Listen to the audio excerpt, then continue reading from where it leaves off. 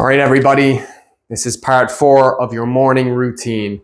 The final piece is the front line, okay? The front line of the spine is going to consist of our quads, a little bit of groin, hip flexors, abs, a little bit of obliques here as well going on, okay? You can use this as a separate day if you like, because it's quite intensive. I would recommend doing it in the routine. Try and get your routine down to under 10 minutes. And you've got a solid morning routine that's opening up your spine in every direction, building up some good starter leg strength for suspension. Yeah, and just building up that safety in your spine through all the different movements, okay? So, front line, we've already, part 4, we've done our back line now, we've done our corner, we've done our side line, now we're going to do our front line, okay? So, if you can't do an ass to grass lunge, you're just going to do a normal lunge. So, watch this. If you can't do a long lunge, which looks like this, where now you see in the bottom position, I'm fully sitting on my calf. I cannot go any lower here. My heel is allowed off the floor. My back knee is not touching the floor. Okay, I might need support here. If you need, that's fine. And coming up. If you're not strong enough and you're starting off from a place of reduced leg strength, just do either build up to a normal lunge first, or just use some support. As little support as you can, but use some support, okay? So we want to get between 8 to 10 reps really to get some fatigue and temperature, a bit of temperature increase. So I'm going to start off nice and light. I normally only go down halfway for the first few reps until I feel safe in my knee. Once I've opened up, I can go all the way down.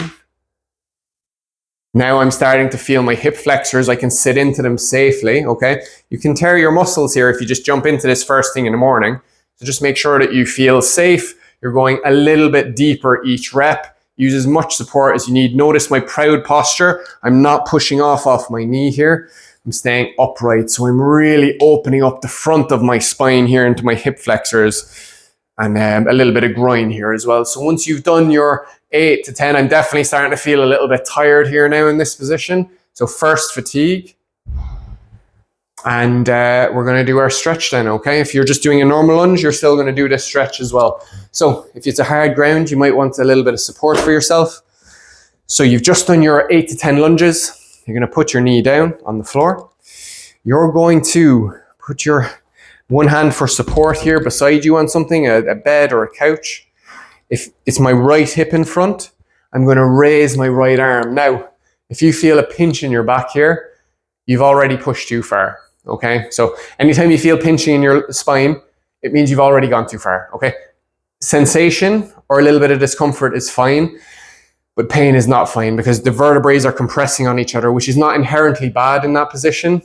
But if it's grinding and it's causing inflammation, short or long term, you're pushing too hard into it, okay? So again, respecting pain, all right? So this is what we're gonna do.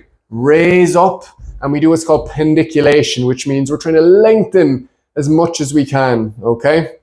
So we're not just going like this, back into it, all right? Then we're just straight away bending that. We're gonna lift up, stretch, and then we're gonna start leaning back into it. And finding, we might lean a little bit backwards, or we might lean a little bit towards the side, but we're searching for this stretch here in our abs and our hip flexor, okay? Pressure breathing, this is one of the most powerful positions for pressure breathing, so I'll give you one example of that.